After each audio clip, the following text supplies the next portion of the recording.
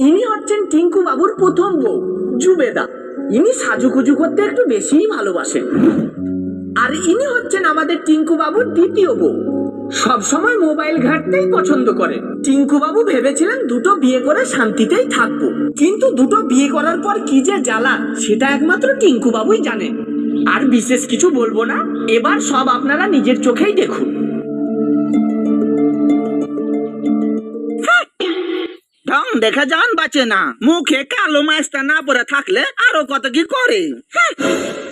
ওই তুই আমাকে দেখা মুখ চাপটালি কেনাটি? তোর মতন মাছটা পরে নিকে দেখা আমি কেন মুখ চাপটা বটি? কি বললি মাগি? আমি মাছটা পরানি? তোর মুখ কত সুন্দর, গাভরি মুখী।